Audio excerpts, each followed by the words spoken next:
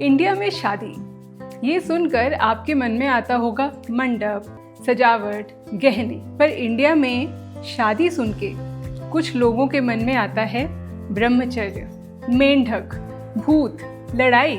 आप सोच रहे होंगे क्या ये सब शादी से एसोसिएटेड है? वेल, जब बात इंडिया की हो तो हाँ, हम आपके लिए ला रहे हैं एक नई सीरीज, इंडिया की अनोखी शादियाँ, जिसमें हम आपको इंडिया की ऐसी ऐसी शादियों के बारे में बताएंगे कि आप भी सोच में पड़ जाएंगे कि ऐसा सब भी होता है। तो शुरू करते हैं भेकुली ब्याह से।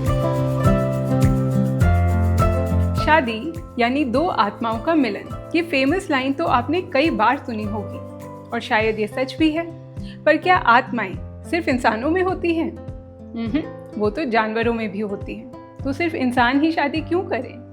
आसाम के कुछ रीजन्स में जितनी धूमधाम से इंसानों की शादी की जाती है, उतनी ही धूमधाम से मेंढकों की भी शादी की जाती है। मेंढकों की शादी की ये परंपरा सिर्फ आसाम तक सीमित नहीं है, ये महाराष्ट्र में भी होती है, ओडिशा में भी और कर्नाटका में भी। सुनकर अजीब लगता है ना, पर है तो ये सच। सभी रीति रिवाजों के साथ आसाम के काफ़ी रीजन्स में लोकल्स फ्रॉग वेडिंग्स कराते हैं, बिल्कुल वैसे ही जैसे वहाँ लोग शादी करते हैं। वही रीति रिवाज, वही फेरे, वही सजना संवरना, वही बारात और वही खुशी में झूमते बाराती।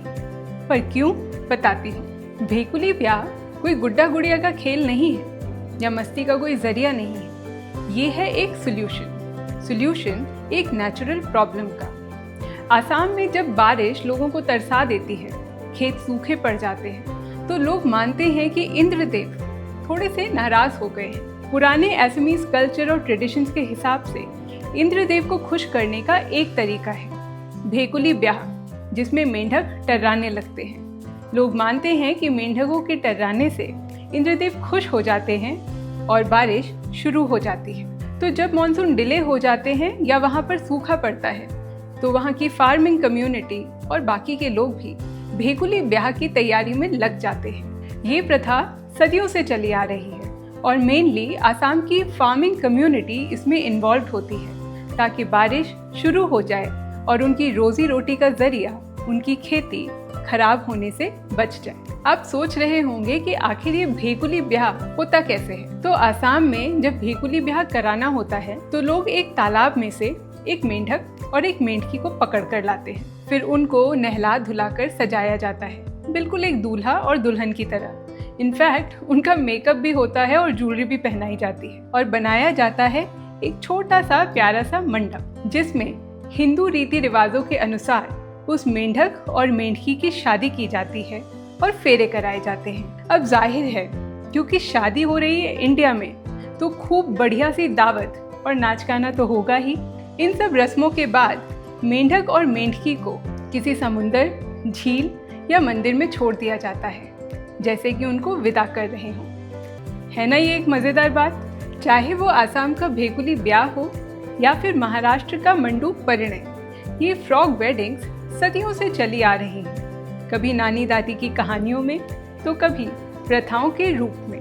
पर साथ में ये भी माना जाता है कि ये ट्रेडिशंस नेचर और इंसान के बीच एक समन्वय बिठाते हैं। एक बिलीफ और है, मैजिक।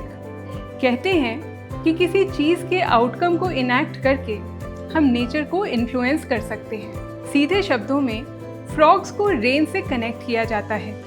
फ्रॉग वेडिंग एक हैप्पी इवेंट है और शायद ये बारिशों का एक आउटकम भी हो सकता है। इसलिए माना जाता है कि इस आउटकम को इनैक्ट करके लोकल्स बारिश मैनिफेस्ट करते हैं। पर ये सिर्फ एक शादी या ट्रेडिशन नहीं है, ये अब एक एनवायरमेंटल अवेयरनेस कैंपेन भी बन चुका है।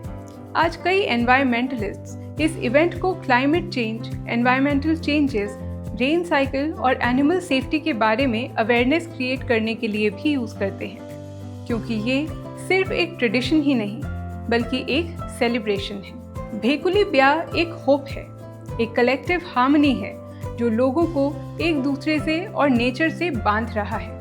तो कैसी लगी आपको हमारी भेकुली ब्याह की कहानी?